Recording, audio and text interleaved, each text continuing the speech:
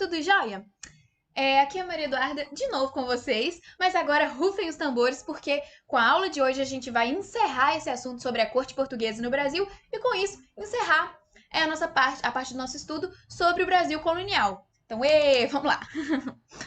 Gente, na aula passada a gente falou principalmente sobre o que Dom João fez em Salvador e o foco foi a abertura dos portos. Lembra que eu pedi para guardar esse termo? Então, vamos falar agora como que ele realmente criou um novo país a partir de quando ele desceu do porto no Rio de Janeiro, tá joia? Então, a corte aportou no Rio de Janeiro dia 8 de março de 1808. E Dom João, gente, não perdeu tempo mesmo. 2 dias depois, no dia 10 de março, ele já havia criado o seu gabinete no Rio de Janeiro. Foi o primeiro ministério que a gente teve aqui no Brasil. E assim, com isso, ele começou a nomear, né, os cargos de interesse público para poder transformar a cidade do Rio de Janeiro, principalmente. Porque, gente, era necessário transformar muito, muito, muito mesmo. Porque a gente está falando de uma corte que vivia no luxo, pomposa e tal. E aqui não tinha desenvolvimento de nada, desenvolvimento urbano, não tinha estrutura nenhuma aqui na colônia. Até porque a gente já tinha comentado, né? Não era de interesse de Portugal investir nada aqui para não emancipar e separar de Portugal. Só que os interesses começam a mudar a partir daí. Precisava-se ter um lugar que pudesse recepcionar a altura da corte. Então vamos lá. Com isso, Dom João nomeou inclusive o intendente-geral da polícia, que ele tinha como uma das funções cuidar da iluminação do Rio de Janeiro. E a iluminação do Rio de Janeiro a gente vai até falar nessa aula um pouquinho mais pra frente, tá? Então, assim, o Rio de Janeiro é um lugar muito violento também, então o intendente-geral da polícia tinha que cuidar disso. Mas o principal a gente vai falar aqui do que Dom João agregou no nosso patrimônio cultural material, tombável, tá bom? Então vamos lá. Dom João criou a imprensa régia, que foi até essa da fotinho aqui que eu trouxe para vocês aqui do lado direito da tela, que se chamava Gazeta do Rio de Janeiro. A primeira edição foi essa que eu trouxe aqui, no dia 10 de setembro de 1808, tá bom?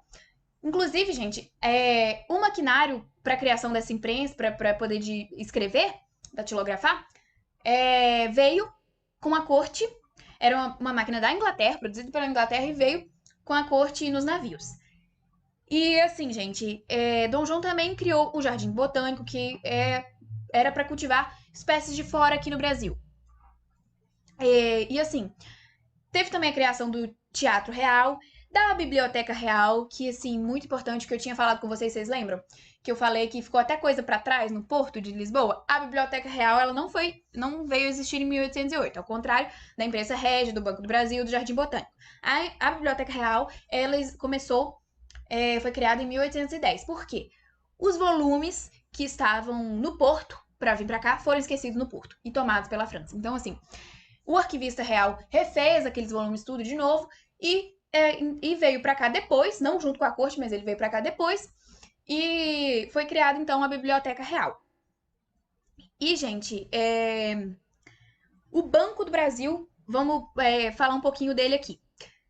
Precisava-se de circulação de moeda para o desenvolvimento urbano mesmo, para poder receber a corte.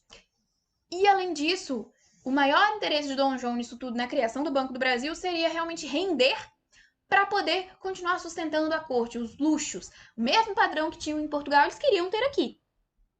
Então, assim, o que Dom João fez? Começou a vender títulos de nobreza por meio do banco mesmo. Ele estava vendendo títulos de nobreza para a elite local, para a elite daqui do Brasil. Então, assim, a elite tinha dinheiro, era coisa que a corte queria. E a corte tinha a nobreza, o prestígio social, que era coisa que a elite queria. Então, Dom João vendeu muitos, muitos títulos. Acaba que o banco acabou se quebrando alguns anos depois, porque, assim, esse dinheiro não foi investido da forma que poderia ser investido e ser rentável nesse ponto. Mas, enfim, depois da falência, o banco reabriu de novo e é o banco que a gente tem aqui até hoje, tá bom? Mas, voltando aqui. O Dom João, gente, vendeu tanto título de nobreza que vendeu mais do que existia até então na história de Portugal, até o século XIX. E, assim, vendeu também títulos religiosos.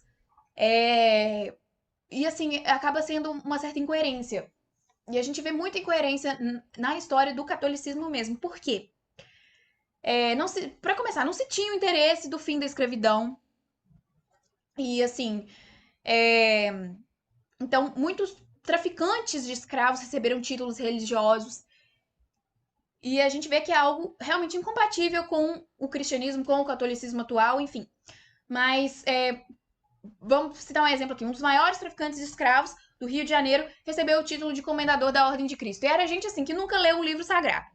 Mas, continuando nesses grandes feitos, essas coisas, agregações ao nosso patrimônio material, a gente tem também, eu coloquei aqui, no último tópico, expansão territorial.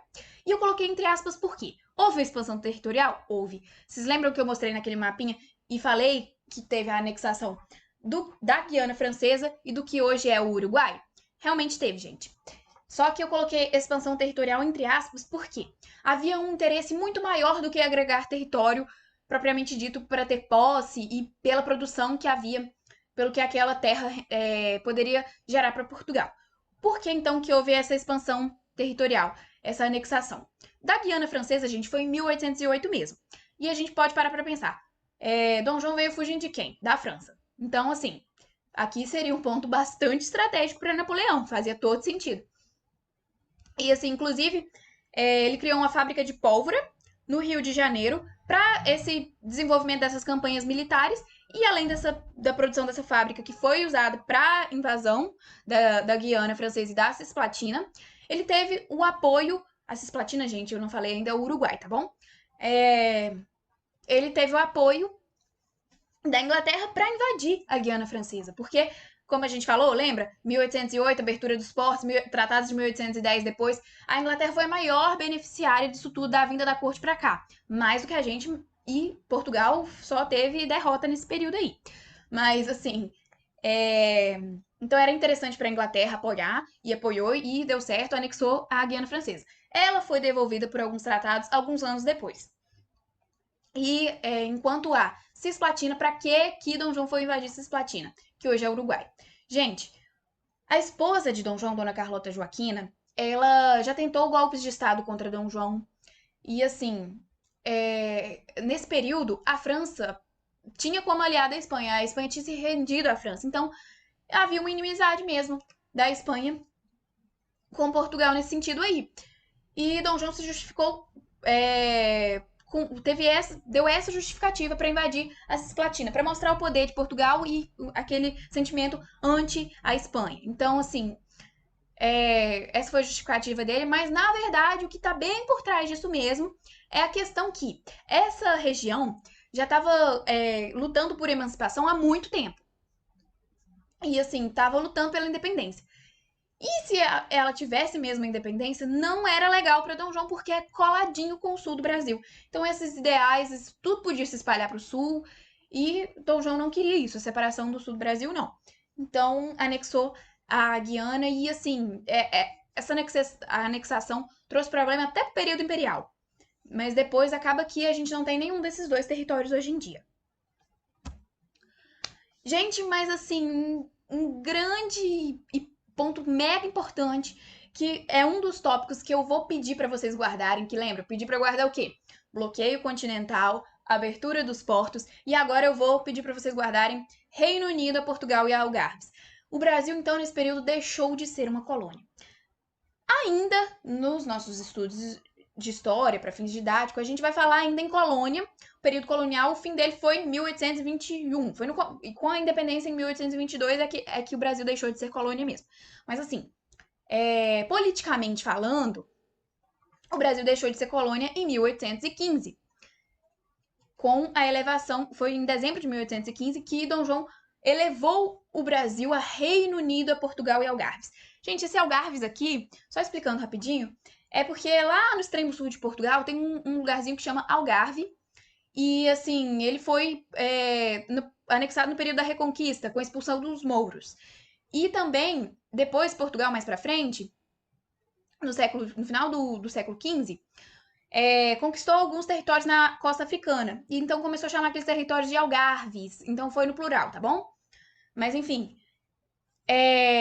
Dom João, então, elevou o Brasil à condição de Reino Unido. E a sede continuou sendo aqui. Mas por que Dom João fez isso, gente? Porque foi exigido que para Portugal participar do chamado Congresso de Viena, que eu acho que vocês devem lembrar que vocês já tiveram aula disso, para que Portugal pudesse participar do Congresso de Viena, era necessário que o rei estivesse no seu reino, não estivesse na colônia. Então, Dom João não queria voltar, até porque tem o período dos 100 dias que a gente fala, né? Napoleão estava voltando para a França, então realmente não era legal que Dom João estivesse lá na Europa. E assim, Dom João também realmente queria ficar aqui no Brasil.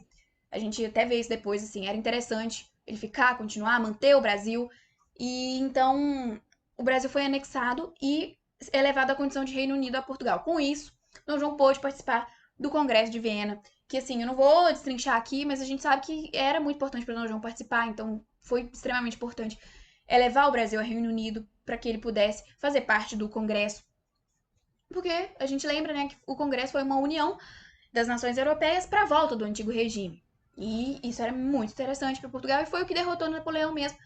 Enfim, a gente lembra que Napoleão foi derrotado na Batalha de Waterloo pela Prússia e pela Inglaterra. Tem tudo a ver com o Congresso de Viena, tá bom, gente? Mas guarda isso. Reino Unido, Portugal e Algarve, ok? E essa imagenzinha aqui que eu trouxe pra vocês é que é da coroação de Dom João. Ele continuou sendo príncipe regente por um tempo, até depois da anexação do Brasil à condição de Reino Unido, a Portugal. Por quê? A rainha do Reino Unido, a Portugal e Algarve foi Dona Maria I, mas ela veio a falecer em 1816.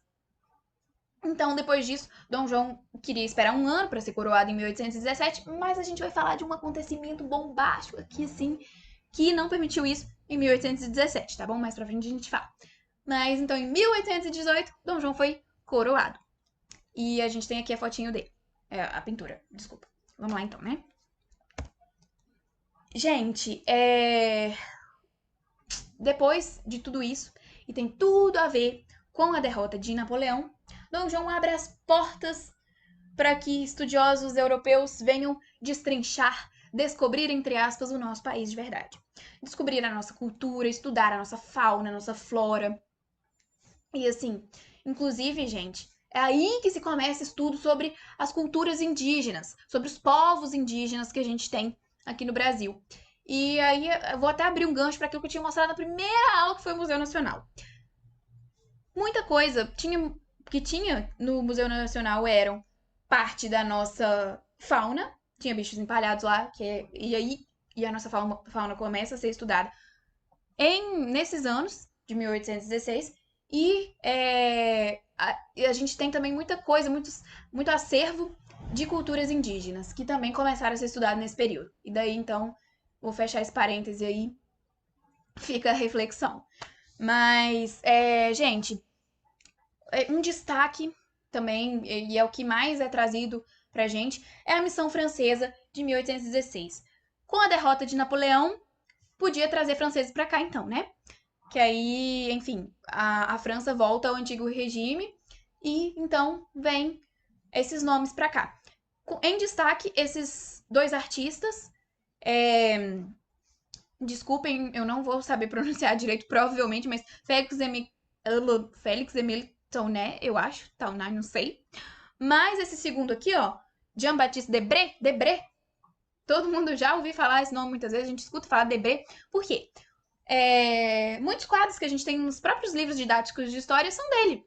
Ele veio para representar o cotidiano do Rio de Janeiro. Inclusive, gente, lembra daquele quadrinho lá do Dom João todo posudo lá na coroação dele? Então, é de Debré. E esses dois aqui que eu trouxe para vocês também. Que aqui é a recepção, ou casamento, não me lembro, da Dona Leopoldina, mas é uma representação, então, da nobreza, aqui no lado esquerdo da tela. E no lado direito, esse quadro se chama O Jantar. A gente vê aqui a representação dos senhores e dos escravos, né? Como que era essa relação da elite com os escravos. Mas assim, não era exatamente assim como tá representado, né? Porque Debré, apesar de retratar muito a escravidão e de retratar o cotidiano do Rio de Janeiro e tal, ele pintava os escravos sempre limpos, usando roupas limpinhas, inteirinhas. E assim, a gente sabe que não era exatamente assim. E também representei eles com formatos fenotípicos até voltados para o padrão europeu também. Mas vamos dar sequência aqui então, né? Gente, tá aí o evento que eu falei que impediu a coroação de Dom João em 1817, que foi a Revolução Pernambucana. E por que eu chamei de República Pernambucana? Porque sim, gente, ela chegou ao ponto de emancipar e proclamar a República em Pernambuco. Existiu. Só que assim, durou menos de 3 meses. Foram 2 meses que durou essa república. Mas vamos fazer uns comentários aqui do historiador Manuel de Oliveira Lima. Ele falou que a Revolução Pernambucana de 1817 foi o primeiro movimento genuinamente republicano no Brasil. Então ele foi realmente, os ideais, tudo foi republicano em toda a sua extensão, vamos dizer assim. E foi também a mais espontânea, a menos desorganizada e a mais simpática das nossas revoluções. De tão menos desorganizada ou mais organizada, vamos dizer assim, ela de fato superou a fase de revolta. Então vamos entender o que foi isso, né? Gente, vamos falar aqui. Em 1816 aconteceu uma seca em Pernambuco e isso abalou completamente a região, porque a economia dessa capitania, dessa província, era extremamente voltada para a agricultura, para a produção açucareira e de algodão. E com a seca, a produção caiu. E já vinha tendo problemas com essa produção porque a competitividade do mercado. Eles começaram a competir com o algodão produzido nos Estados Unidos e com açúcar produzido na Jamaica, que a Jamaica era uma colônia da Inglaterra. E assim, além disso tudo, o grande baque que começou assim, ser a gota d'água, realmente foi muito influenciada pela vinda da corte aqui para o Brasil. Porque a corte, com a vinda da corte, igual eu falei, Dom João precisava de dinheiro para manter o nível que a corte tinha em Portugal. Então começou a se ganhar dinheiro também pelo aumento da arrecadação de impostos. Então começaram a ser criados mesmo impostos. Lembra que eu falei da iluminação do Rio de Janeiro? Então, Pernambuco tinha um imposto que tinha justamente esse nome. Era se falar do imposto para a iluminação do Rio de Janeiro. E as ruas do Recife não iam ganhar nada com isso. Então, assim, isso gerou muita insatisfação. E, além disso, começou-se a criar outros impostos. O imposto sobre algodão, que não existia antes. Então, a elite, os donos dessa produção de Pernambuco ficou insatisfeita. E, na verdade, gente, essa revolta também foi separatista. Lembra que eu falei na aula passada sobre as revoltas separatistas? Então, ela buscava ruptura com Portugal e ela também foi muito influenciada, muitíssimo influenciada pelos ideais luministas. Inclusive, a maçonaria já tinha espaço naquela região. E, assim, já havia acontecido uma revolta antes, que foi a revolta dos Suassunas, antes da chegada da corte, mas sempre tinha sido reprimido pelos portugueses. E assim, apesar de ter sido organizada, de ter chegado mesmo, superado a fase de revolta e se consolidado a república, a reação portuguesa foi rápida, por isso que durou pouco tempo, tá bom?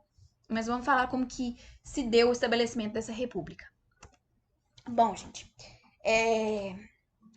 no dia 6 de março de 1807, alguns revolucionários estavam indo ser presos. Inclusive, alguns eram militares.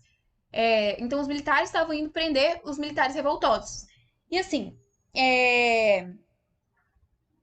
o militar português, o brigadeiro Barbosa de Castro, ele estava indo prender os revoltosos. E um dos revoltosos, José de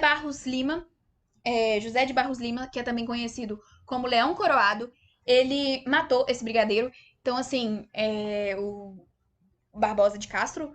E dessa forma começou o estupim da Revolução. E começava, enfim, a revolta começou a ganhar mais espaço.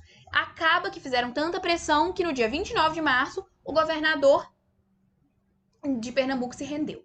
Então, quando eles tomaram o governo, foi estabelecida a Constituição. Então, com isso veio a República. E o que trazia, o que essa república tinha como base, né, essa Constituição? Eles estabeleceram a extinção de alguns impostos que tinham sido criados, A liberdade de imprensa, que era algo que não existia, lembra que eu falei da Gazeta? Ela só publicava o que era de interesse de Dom João. Então, assim, começou-se aqui a liberdade de imprensa. E também, eles também fizeram, acabaram, gente, aderindo muito, a população aderiu ao movimento. Então, assim, pela adesão popular, eles aumentaram o preço do soldo, que era o salário dos soldados, e eles deram também a igualdade de direito entre os cidadãos. Então, teve muita adesão popular, aumentou os direitos entre os. Tipo assim, deu a igualdade de direitos para os cidadãos, porém, os escravos não eram cidadãos. Por quê? Essa revolta, gente, foi considerada uma revolta elitista, porque foram os grandes donos, lembra que eu falei, os grandes fazendeiros, que eram os donos da produção de açúcar e de algodão, eles tinham muitos escravos, então não era interessante para eles, ia dar uma queda, eles estavam já sofrendo por perda econômica com os impostos, com a vinda da corte, então não era nada interessante para eles abolir a escravidão agora, assim. Então, o principal mesmo foi um problema econômico, até mais do que o estabelecimento mesmo do ideal republicano. Mas, enfim. Mas acaba que foi a nossa primeira revolta e o primeiro movimento genuinamente republicano, como a gente falou aqui. E aqui eu trouxe para vocês a bandeirinha da República Pernambucana, que foi o que restou, que a gente tem até hoje, que é a bandeira de Pernambuco. E assim, gente, eu não vou saber explicar para vocês as cores, o que é, mas eu sei que se vocês pesquisarem, vocês vão ver que realmente tem tudo a ver com os ideais iluministas e republicanos, tá bom? Mas vamos falar sobre o fim desse movimento. Gente, a coroa portuguesa reagiu muito rápido, por isso esse movimento acabou. Como que esse movimento estava se mantendo?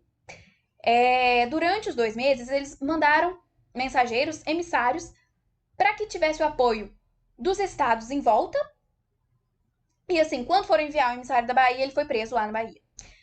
E mandaram emissários também para Argentina, Estados Unidos e Inglaterra para ter apoio desses países. Só que foi em vão, não houve apoio desses países.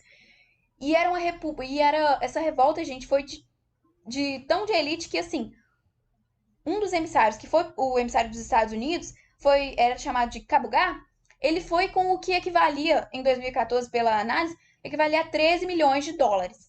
E assim, mas acaba que deu certo por um momento, mas acaba dando errado. Então, muitos estados não aderiram, não receberam os emissários e aderiram, e alguns aderiram, mas a coroa reagiu bem rapidamente. Uma coisa que eu não tinha comentado também, gente, os gastos estavam sendo grandes também pela questão da cisplatina. Lembra que eu falei da adesão? Teve muito gasto militar, e isso acabou sendo um dos motivos também para essa separação de Pernambuco, tá bom? E assim, gente, como eu falei, teve uma adesão popular muito grande, muita gente aderiu ao movimento, então assim, não dava para julgar todo mundo. Então, realmente, só os líderes foram julgados. E a gente tem aqui na imagem o julgamento do padre Miguelinho. Inclusive, gente, a Revolução Pernambucana também é chamada de Revolução dos Padres, porque teve a participação de muitos padres. Mas o padre Miguelinho, ele foi fuzilado. E, assim, muitos foram enforcados, fuzilados, e muita gente foi presa, e realmente a corte portuguesa, ela sempre reprimiu com muita violência e sempre foi desse jeito, né? E, e aí tem-se o fim da República de Pernambuco. Mas vamos continuar então a nossa aula falando agora da volta para Portugal, da volta da corte para Portugal. O que que aconteceu? Dom João queria continuar aqui no Brasil? Queria. Queria manter o Brasil? Queria, porque o sistema colonial estava em crise e ele sabia que se saísse o Brasil estava correndo risco de ser independente. Mas quem estava sofrendo com tudo isso, com a vinda da corte portuguesa para cá, era Portugal, que tinha sido abandonado, totalmente abandonado. O governo veio todo para cá e assim, então eles ficaram realmente à mercê do governo da Inglaterra. Esse senhor aqui, do lado esquerdo da tela, é o Lord Beresford, que é um lord, ele é irlandês, mas a Irlanda, vocês lembram, fazia parte do Reino Unido com a Inglaterra, então ele representava o governo inglês lá em Portugal. E além disso, gente, quando Dom João veio para cá com a corte, ele raspou os cofres públicos, pegou realmente o dinheiro. Então, assim, E, além disso, a abertura dos portos, os tratados com a Inglaterra prejudicou muito o comércio, porque Portugal dependia do comércio com a colônia, então, acabando a exclusividade e, tipo, o imposto da Inglaterra sendo menor, prejudicou essa relação comercial. E com isso teve muita fome. E, além disso, gente, por causa da fome mesmo, morreram cerca de 500 mil pessoas, sendo que a população era de cerca de 3 milhões de pessoas. Então, assim, foi um impacto muito grande. Portugal sofreu muito, muito nesse período. Então, outro nome para entrar junto com os que eu pedi para vocês lembrarem vai ser a Revolução do Porto. Inclusive, eu queria abrir um parênteses aqui e pedir perdão, porque eu falei Revolução dos Portos em algumas das aulas anteriores. Eu não sei porque eu tava ligado no 220, fui falando, não sei por que eu falei isso, mas é a Revolução do Porto porque os revolucionários se uniram na cidade do Porto para reivindicar a volta da corte portuguesa. E o que estava nessa reivindicação da Revolução do Porto? A volta da família real com a corte portuguesa e a volta da condição de colônia para o Brasil. O Brasil deveria voltar a ser colônia. E entre as reivindicações estavam a volta do Dom João para ele reinar, porém com uma constituição liberal, que era o que estava também em pauta no Congresso de Viena, né? Uma constituição liberal. Mas aí era isso, gente. E assim, com toda a pressão de Portugal e com o que estava acontecendo no Brasil, Dom João não queria voltar, mas a pressão de Portugal acabou fazendo ele voltar. O plano inicial era mandar Dom Pedro para Portugal, só que Dona Leopoldina, a esposa dele, estava grávida, então assim, ela poderia ganhar um neném no meio do oceano, então não era favorável isso, e também não era favorável que Dom Pedro fosse sozinho sem ela. Acaba que Dom João mandou Dom Pedro ficar no Brasil e Dom João partiu no dia 26 de abril de 1821 para voltar para Portugal. E a gente viu que muitos brasileiros apoiavam a continuidade da corte aqui. Assim, pelo menos Rio de Janeiro. E então Dom João teve uma despedida até bastante calorosa. A gente vê essa representação aqui nesse quadro. E com isso, e deixando Dom Pedro, foi o que trouxe a gente à independência, porque Dom João sabia que o sistema colonial em crise, e ele voltando, acabaria acontecendo a independência do Brasil. Porém, o governo estando com a família dele era bem mais favorável. E foi isso que aconteceu. Aí começa, então, o nosso novo ciclo de estudos. Vocês vão ter aula sobre isso com os próximos professores, sobre o período do Brasil Imperial. E eu queria agradecer, gente. Muito obrigada mesmo pela atenção, tá bom? E depois desse período do Brasil Império, eu volto com vocês pra gente estudar mais conteúdos